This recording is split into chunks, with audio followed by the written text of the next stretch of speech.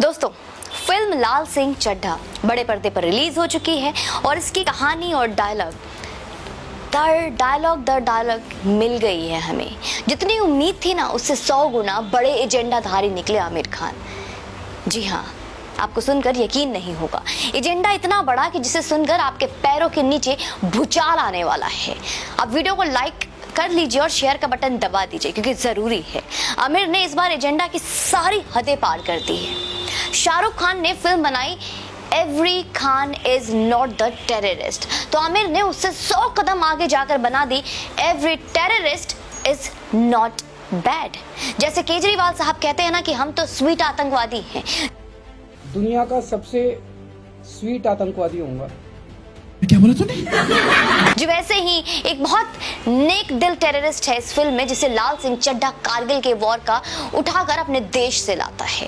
वाकया ये होता है कि कारगिल में पाकिस्तान के आतंकी हिंदुस्तान पर हमला कर देते हैं और इसी मुठभेड़ में एक आतंकी घायल हो जाता है, पाकिस्तान का आतंकवादी घायल हो जाता है।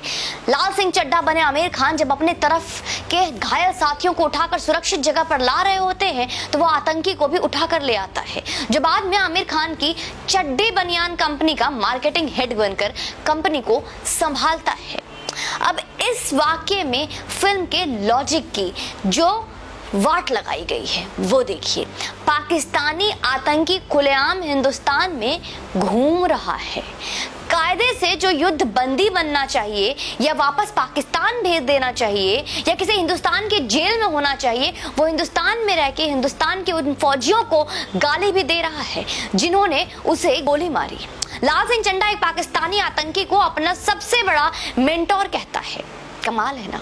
इससे भी बड़ी बात बताया आपको, सुनकर हैरानी जरूर होगी, पर सुन लीजिए। लाल सिंह चड्ढा जिस तरह से आर्मी में और भी वो हाईली सेंसिबल और टेक्निकल एलीट फोर्स मानी जाने वाली पारा कमांडो में बस माँ का आशीर्वाद लेकर बिना परीक्षा में दौड़ के शामिल हो जाता है।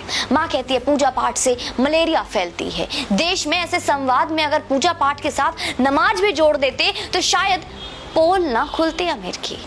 लाल की माँ दंगे को मलेरिया कहती है, तो संवाद का ये मतलब हुआ कि पूजा पाठ से दंगे होते हैं।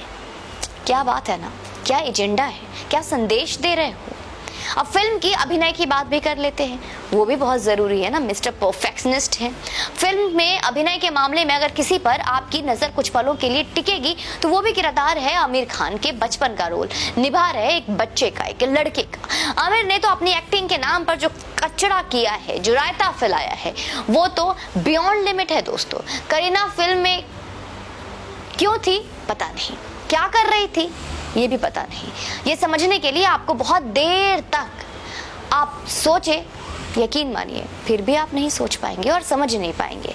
6 ऑस्कर जीतने वाला फॉरेस्ट गंप का रीमेक इस दर्जे का वाहियात बनेगा, ये तो आमिर के प्रशंसकों ने और उनके चमचों ने भी नहीं सोचा होगा। अब करते हैं जरा बात कलेक्शन की। फिल्म ने पहले दिन अभी तक कितने कमाए हैं? 10 करोड़ रुपए।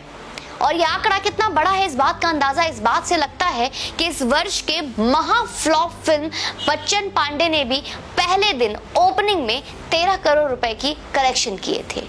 और आमिर की पिछली और अब तक की महा flop film thugs of Hindustan का ओपनिंग कलेक्शन भी 53 करोड़ रुपए था, यानी कि लाल सिंह चड्ढा का 5 गुना। ये स्टेटमेंट सुनिए जी, आमिर ने ठग्स ऑफ हिंदुस्तान के बाद दिया था। आप इस वीडियो को जरा इस स्टेटमेंट को सुनिए। हमने कोशिश पूरी की, कोशिश में कोई भी कसर नहीं छोड़ी हमने, लेकिन कहीं ना कहीं हम गलत गए। कुछ लोग हैं जिनको फिल्म पसंद आई है और उनका हम शुक्रिया अदा करना चाहेंगे और हमें खुशी है कि कुछ लोगों को पसंद आई है, लेकिन वो बहुत माइनॉरिटी में।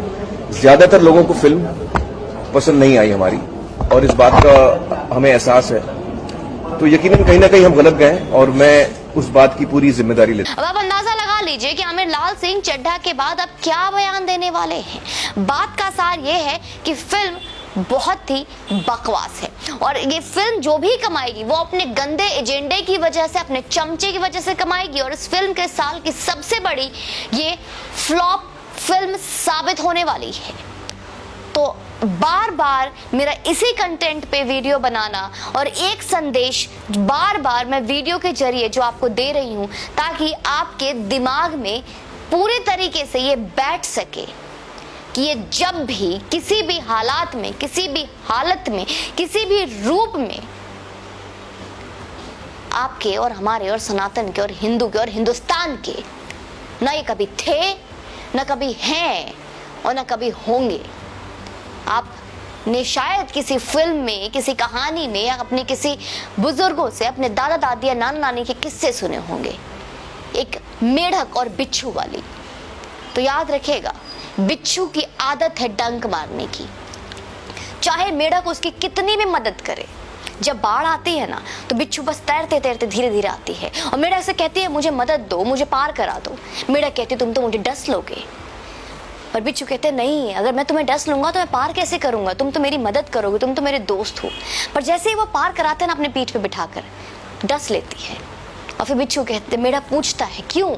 मेढक को बिच्छू कहता क्या कहती है, मेरी तो आदत है और तुम्हें तो पता है ना मैं जहरीला हूं और जहर देना, डंक मारना मेरी फितरत है। तो उस जहरीले डंक वाले जानवर रूपी इन दाऊद गैंग को पहचानने का वक्त आ गया है दोस्तों। अब आप और मैं, जब हमने मिलकर एक टीम बनाकर, पूरे देश और सनातनियों ने एक टीम बनाकर ठान ली है, तो रुकना नहीं है, झुकना नहीं है। अब ये आपके पैरों पे गिरेंगे। और इतना ही नहीं दोस्तों, मैं आप लोगों से रिक्वेस्ट करूंगी कि एक संदेश अपने फोन से साफ साफ दे उन ब्रांड्स को, उन कंपनीज को जो इन महान हस्तियों को महान बनाते हो, अपनी कंपनीज के ब्रांड एम्बेसडर्स बनाते हैं और इनकी थोबड़े और शक्ल दिखाकर उम्मीद करते हैं कि इनके प्रोडक्ट को हम खरीदेंगे। तो इन्हें यकीन दिलाइए, इन ब्रांड्स को, इन कंपनीज को, कि जिन चहीते फॉलोअर्स, स्टार्स को लोग फॉलो करते थे, अब उन्हीं शक्ल और चेहरे से लोगों के अंदर घृणा आती है। लोग इन शक्लों से अब घृणा करते हैं। तो या तो इनसे इंडोर्सिंग बंद करवा दें, इनसे एडवर्टाइजिंग बंद करा दें, इनसे बिजनेस देना बंद करा दें, नहीं तो हम आपके प्रोडक्ट का इस्तेमाल करना बंद करेंगे, हम आपके प्रोडक्ट को बॉयकॉट करेंगे। इस बार देश में, विश्व में पहली बार कई पदकों से हमारे देश का गर्व और सम्मान दोनों ऊंचा हुआ है। हमारा देश आज न जाने लगभग 50 के आंकड़ों तक हमारे देश में अभी तक मेडल आ चुके हैं, चाहे वो गोल्ड मेडल हो, ब्रॉन्ज मेडल हो, सिल्वर मेडल हो, और स्वर्ण पदक की भी बरसात हुई है दोस्तों। इस बार विश्व स्तर पे चौथे नंबर पर, अगर मैं गलत ना हूं, तो हमारा देश आ चुका है और ये बहुत सम्मान की बात है। तो याद दिलाइए उन ब्रांड्स को कि अगर अपने ब्रांड का प्रमोशन और एडवर्टाइजमेंट करानी है तो हमारे देश के उन रियल हीरोज से कराए जो हमारे देश का नाम ऊंचा कर रहे हैं, चाहे वो किसी भी जाति का हो, किसी भी धर्म का हो, किसी भी मजहब का हो, पर जो हमारे देश का है हम उसके हैं। देश से ऊपर कुछ भी नहीं है दोस्तों। ये याद दिलाना, ये यकीन दिलाना, ये विश्वास दिलाना अब काम मेरा और आपका है। जय हिंद।